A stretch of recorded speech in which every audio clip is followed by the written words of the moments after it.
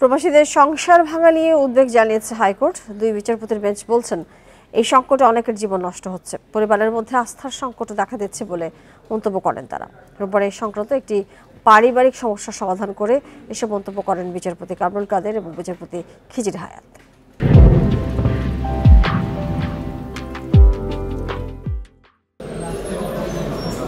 Saudi প্রবাসী মঈন 2020 সালে বিয়ে করেন সুমনাকে। 3 মাস পর অন্তঃসত্ত্বা হন সুমনা, ফিরে আসেন বাংলাদেশে। কিন্তু সন্তান জন্মের 10 মাস পরে আরেকজনকে বিয়ে করেন তিনি। এতে অনিশ্চয়তায় পড়ে শিশুটির জীবন। শিশুটিকে মঈনের পরিবারকে দেখতেও দেয়া হয় না।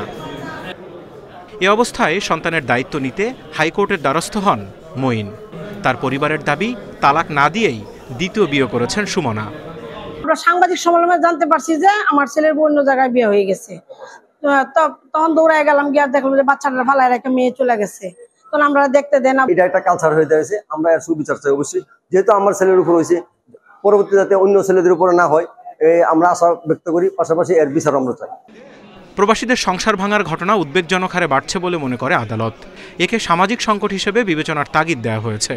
আপনারা এরকম যারা প্রবাসী তাদেরকে নিয়ে আমরা প্রায় সময় সবগুলো গল্প শুনি যে কখনো ওয়াইফ দেশে থাকছেন কিন্তু প্রবাসীর সঙ্গে যথাযথভাবে সম্পর্ক মেনটেন করছেন না, অন্যদের সঙ্গে আরও সম্পর্কে জড়ায় যাচ্ছেন বা বিয়ে করছেন। এগুলো সামাজিক একটা অবক্ষয়, আমরা এগুলো দেখতে চাই না। শুনানি শেষে শিশুকে বাবা ও তার পরিবারকে দেখতে দেওয়ার নির্দেশ দেয় হাইকোর্ট। এক্ষেত্রে বলেছেন যে বাচ্চাকে দেখার ক্ষেত্রে যদি কোনো রকম বাধা না দেওয়া হয়, বাচ্চার পিতার পরিবারের যে কোনো সদস্য বা বাচ্চার পিতা আসলে যাতে সহজেই দেখতে পারেন, এবং যদি বাধা দেওয়া হয় তাহলে আগামী 3 মাস পরে যদি ইনফর্ম করা হয় বাচ্চার মায়ের কাছ থেকে নিয়ে আসা হবে।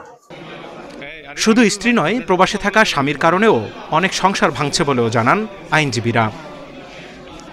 Zahidul Bashar, Independent News, Dhaka.